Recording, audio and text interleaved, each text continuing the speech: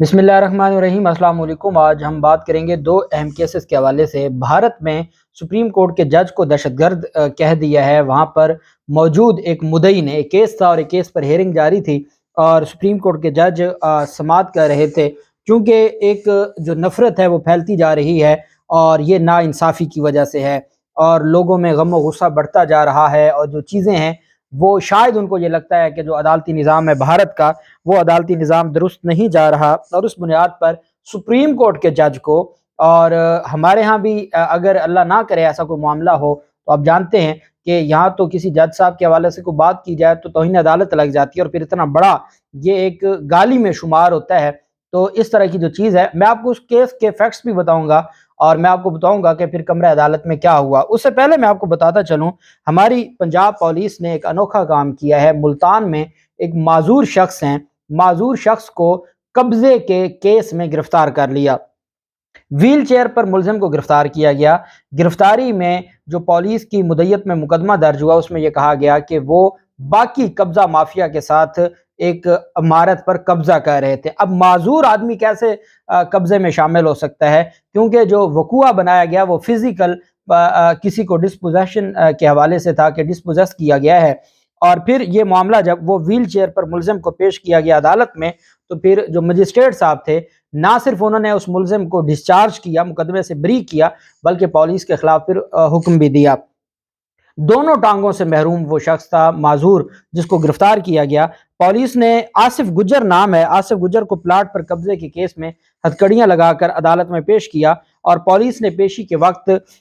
जो wheel chair है वो मंगवाई और व्हील चेयर पर उस मुलजिम को अदालत में पेश किया गया। आसिफ गुजर का कहना था कि बाअसर शख्स के कहने पर पुलिस ने यह झूठा मुकदमा दर्ज किया है, मेरे प्लाट पर कब्जा हुआ, मुझे ही गिरफ्तार किया गया। अब उसका जो अदालत में उनके वकला का मौक़िफ़ था आसिफ गुजर के, वो ये था कि ये माजूर शख्स है और इसका एक मुल्तान में प्लाट है, उस प्लाट पर कब्जा माफिया कब्जा करना चाहती थी और इसके सारे डॉक्यूमेंट्स इसके पास हैं। तमाम जो ऑफिशियल डॉक्यूमेंट्स है रेवेन्यू अथॉरिटीज़ के, वो इसके पास हैं और जो वहाँ की इलाके की पुलिस है वो मिली हुई थी उस कब्जा माफिया के साथ और वो इस वजह से इसको थ्रेट कर रहे थे कि चूंकि ये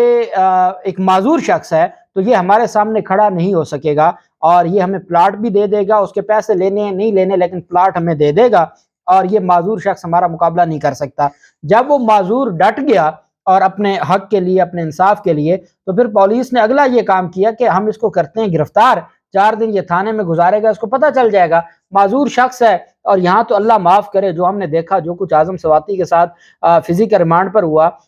मैंने आपको बताया था कि कल Islamabad high court bar association का एक सेमिनार था और वो सिर्फ इस रूल ऑफ लॉ के नाम से था, जिसमें यह कहा गया था कि एक जज जब किसी मुलजिम को पुलिस के हवाले करते हैं फिजिकल रिमांड पर, तो बेसिकली वो जज उसको अपने एतमाद पर, पुलिस के रहमो करम पर छोड़ रहा होता है कि आप इससे पूछगछ करें, लेकिन कहीं हमारे कानून ने और ना जज इस बात की इजाजत दे सकता है कि आप उस पर तशद्दुद करें।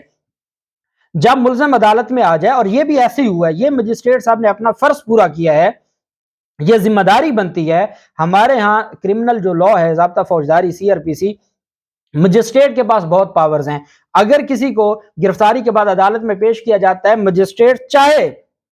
और अगर उसको ये लगता है कि ये जो वकूआ है ये दुरुस्त नहीं है, ये मुकदमा दुरुस्त नहीं है, तो रिमांड तो दूर की बात, वो वहीं पे डिस्चार्ज कर सकता है। जैसे इमरान रियाज खान को मुख्तलिफ मुकदमात में जब पुलिस फिजिकल रिमांड के लिए लेकर जाती थी तो अदालत वहां डिस्चार्ज कर देती थी। क्यों कर देती थी? कि वो मुकदमात झूठे थे, उन मुकदमात में जो स्टोरी बनाई गई थी वो झूठी थी। इसी तरह जो मजिस्ट्रेट के पास पावर है वो बहुत ज्यादा है और हमने देखा कि बदकिस्मती से शहबाज गिल अपने जख्म दिखाता है तशद्दुद के और फिर अदालत दोबारा उसको मजिस्ट्रेट के पास मजिस्ट्रेट दोबारा उसको फिजिकल रिमांड पर पुलिस के हवाले कर देते, जो पुलिस पहले तशद्दुद कर चुकी है। आजम सवाती अपने जख्म दिखाता है, अपने निशानात दिखाता है तशद्दुद के और दोबारा जब पुलिस के हवाले अदालतें करती हैं और फिर इमरान खान कोई बात करें तो तौहीन अदालत लग जाती है। ये बेसिकली वो उस मुलजिम पर तशद्दुद नहीं कर रहे होते, ये इंसाफ पर तशद्दुद हो रहा होता है, ये जज पर तशद्दुद है कि जिसने अपनी जिम्मेदारी पर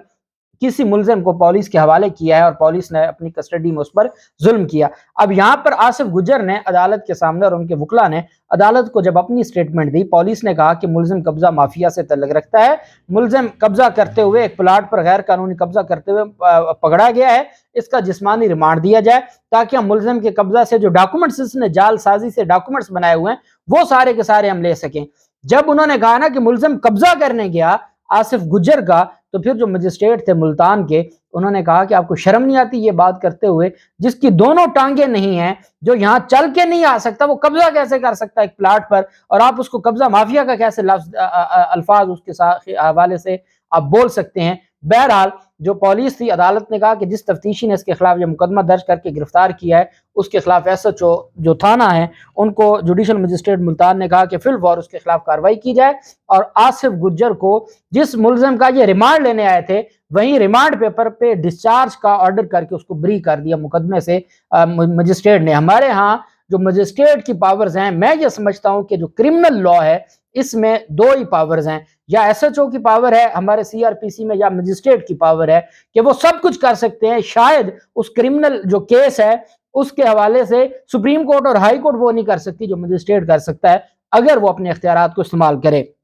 اور یہ ایک اچھا فیصلہ ہے، اور اس نے اپنی قانون کے مطابق جو اختیارات تھے ان کا استعمال کیا۔ جبکہ دوسری جانب بھارت میں سپریم کورٹ کے جج کو دہشت گرد کہہ دیا مدعی نے، اور اس پر پھر وہاں پر جو عدالت ہے اس نے اس کے خلاف توہین عدالت کی کارروائی شروع کر دی، شو کاز نوٹس جاری کر کے اس کے خلاف کارروائی شروع کر دی۔ چیف جسٹس اور ایک جج صاحب نے ایک بینچ تھا، اس میں ایک جو مدعی تھا وہ عدالت میں پیش ہوا، تو دہشت گرد کہنے والے شخص سے کہا کہ آپ کو کچھ مہینوں کے لیے جیل بھیجا جائے گا، پھر آپ کو احساس ہوگا۔ چیف جسٹس نے اور جو جج جس کو دہشت گرد کہا گیا ان کے سامنے ایک مدعی پیش ہوا۔ جب کیس کال ہوتا ہے تو سائلین بھی اپنے وکلا کے ساتھ پیچھے کھڑے ہوتے ہیں، ہائی کورٹ میں سپریم کورٹ میں تو ان کو پیچھے کھڑا کیا جاتا ہے، لیکن پھر بھی اگر وہ کوئی بات کرنا چاہیں اجازت نہیں ہوتی، وہ زبردستی بات کریں تو پھر وہی بات ہے کہ وہ جیل جائیں گے۔ اس نے دہشت گرد کہا، جس پر عدالت نے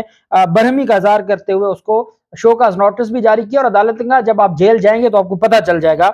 اب عدالتی بینچ نے مدعی کی سرزنش کرتے ہوئے کہا کہ آپ سپریم کورٹ کے جج پر کیسے الزام لگا سکتے ہیں۔ عدالتی بینچ نے کہا یہ بدتمیزی ہے، ہم آپ کو وجہ بتانے کے لیے نوٹس جاری کریں گے کہ آپ کے خلاف مجرمانہ توہین کا مقدمہ کیوں نہ چلایا جائے۔ جب آپ کسی کے خلاف توہین عدالت کی کارروائی شروع کرتے ہیں تو پہلے شو کاز نوٹس جاری کرتے ہیں، تو وہ شو کاز نوٹس جاری کیا۔ عدالت نے کہا کہ اس جج کا اس کارروائی سے کیا تعلق، آپ اس سے دہشت گرد اور اس کے خلاف دیگر باتیں کیسے کہہ سکتے ہیں؟ کیا جج پر الزامات لگائے جاتے ہیں؟ کیا یہی طریقہ ہے انصاف لینے کا؟ عدالتی بینچ نے پوچھا کہ یہ صرف اس لیے کہ جج آپ کی ریاست سے تعلق رکھتا ہے، آپ کے صوبے سے تعلق رکھتا ہے، اس بنیاد پر آپ نے جج کے اوپر اتنا بڑا الزام لگا دیا؟ مدعی نے عدالت سے معافی مانگتے ہوئے کہا کہ درخواست دائر کرتے وقت میں بہت ذہنی دباؤ میں تھا۔ انہوں نے کہا کوئی ذہنی دباؤ نہیں ہے، 3 ہفتوں میں شو کاز نوٹس کا جواب دیں، اور اس کے بعد پھر جب آپ جیل جائیں گے تو آپ کو پتہ چل جائے گا کہ ایک سپریم کورٹ کے جج کے بارے میں ایسے الفاظ آپ کیسے کہہ سکتے ہیں۔ تو یہ تو بالکل غلط بات ہے، اور ہم اکثر یہ بات کرتے ہیں